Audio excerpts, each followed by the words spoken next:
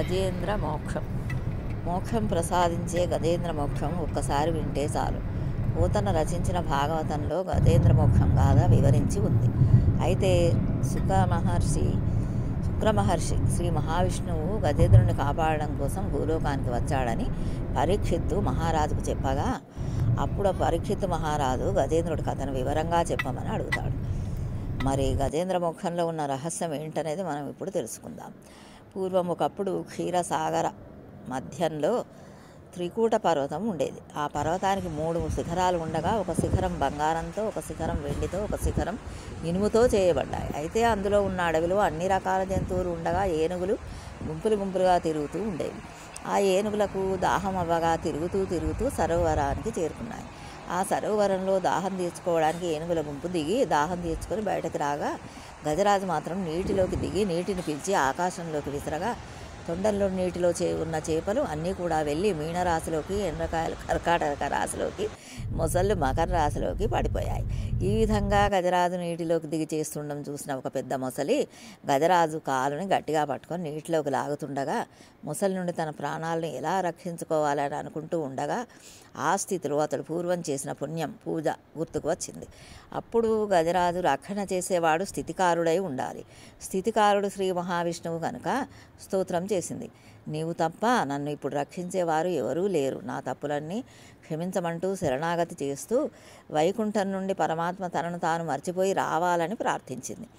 అప్పుడు మహావిష్ణువు శంఖు చక్ర గద లేకుండా లక్ష్మీదేవికి చెప్పకుండా అలాగే వైకుంఠం నుండి బయలుదేరగా, లక్ష్మీదేవి ఎన్నడూ ప్రార్థించని గజరాజు ఒక్కసారి ప్రార్థించగానే స్వామివారు ఇలా వెళ్ళిపోతున్నారంటూ మహావిష్ణువు వెనుక బయలుదేరింది.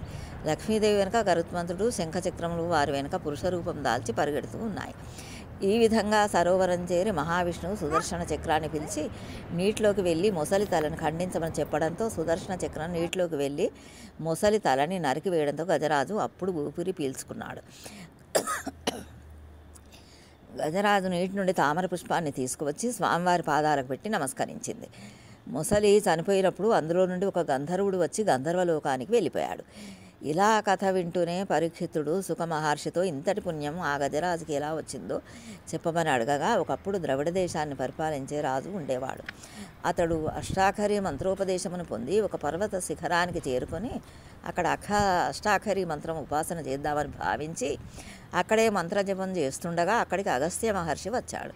అయితే మంత్రజపం చేస్తున్నానని మహర్షి వచ్చినా లేవకపోవడంతో ఆగ్రహించిన అగస్త్య మహర్షి ఏనుగు యోని యందు జన్మించదమని శపించాడు. అయితే మహాపురుషులు ఏనాడు అయితే మీ ఇంటికి వస్తారో ఆ రోజే మీ పూజ ఫలించిందని గుర్తుపెట్టుకోవాలి అని అనడంతో అలా గజరాజుగా జన్మించి తన ప్రాణాలు పోయే సమయంలో గత జన్మలో చేసిన మంత్రానుష్ఠాన ప్రభావం వలన శ్రీమన్నారాయణుడు గుర్తుకు వచ్చి శరణాగతి చేశాడు. ఇక గంధర్వుని విషయానికి వస్తే, గంధర్వుడు ఒకరోజు గంధర్వకాంతలతో నీటిలో నిలబడి స్నానం చేస్తుండగా అక్కడికి బాగా చిక్కిపోయిన ఒక మహర్షి రాగా అతన్ని అపహాస్యం చేస్తే గంధర్వకాంతలు నవ్వుతారని భావించి నీటి లోపల నుండి వచ్చి ఆ మహర్షి కాళ్ళని లాగడంతో మహర్షి నీటిలోకి పడిపోయాడు. అప్పుడు ఆగ్రహించిన మహర్షి, నీకు నీటి అడుగు నుండి వచ్చి కాలు లాగే అలవాటు ఉన్నది కనుక అలా చేసే మొసలివై జన్మించమని శపిస్తాడు. ఆ విధంగా సుదర్శన చక్రంతో తల నరకబడగా అతడికి శాప విమోచనం కలిగింది. అందుకే గంధర్వుడు అయి గంధర్వలోకానికి వెళ్ళిపోయాడు. ఈ విధంగా భాగవతంలో చెప్పిన కథలన్నీ ఒక ఎత్తు, గజేంద్ర మోక్షము ఒక ఎత్తు. ఎవరైతే ఈ గజేంద్ర మోక్షం కథని శ్రద్ధగా వింటారో పాపాలు పరిహరించబడతాయి, ఐశ్వర్యం కలిసి వచ్చి దరిద్రం తొలగిపోతుంది, గ్రహ దోషాల వలన కలిగే పీడలు తొలగిపోతాయి. మనోవాంఛాఫల సిద్ధిరస్తు. సర్వం శ్రీకృష్ణార్పణమస్తు. జై శ్రీమన్నారాయణ.